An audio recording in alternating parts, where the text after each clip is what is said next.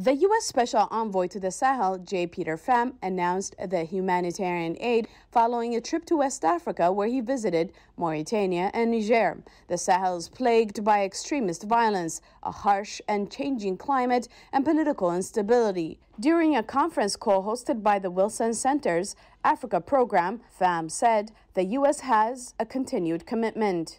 More than 2.5 million people in the Sahel region are displaced. 3.3 are in need of humanitarian assistance and protection services. And the United States is proud to be the largest donor of humanitarian assistance to the region. The funding will assist some of the most vulnerable populations in Burkina Faso, Mali, Mauritania, and Niger. The assistance will not go to the Malian military officers who recently took power in a coup. U.S. Secretary of State Mike Pompeo also explained where the fund will go. Significant gaps in meeting humanitarian needs, in addition to environmental concerns such as major flooding across the region, have been further exacerbated during the COVID-19 pandemic, he said in a statement. Pompeo said that programs funded by the aid will provide jobs, shelter, healthcare, food aid, drinking water, and hygiene services to people at risk. More than 4,000 people died in terror attacks in the Sahel in 2019, making it the deadliest year on record for extremist violence. A military coup in Mali this year threatened to further destabilize the country, beset by violence since last military coup in 2012.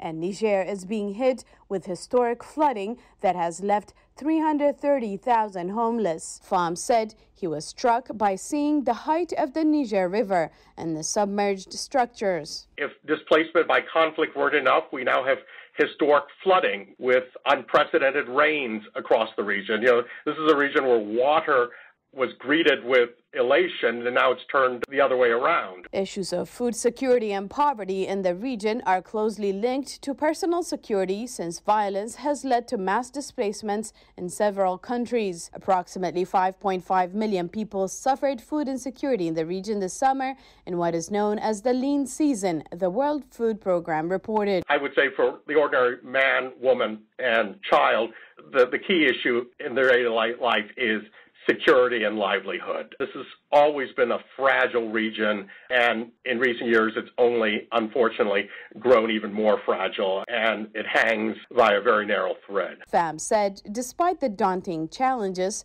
there is some cause for optimism on the political front. In Niger, President Mahamadou Issoufou says after his second term in office is complete this year, he will step aside to make way for a peaceful transition of power. When that occurs in Niger, it's going to be the first ever in the country's history of an elected president ceding power to whoever is elected his successor. That's a historic moment in the country's history, and it's a good sign. It's another, if you will, good characteristic to be encouraged. Democratic and inclusive government can be a bulwark against the further spread of violence.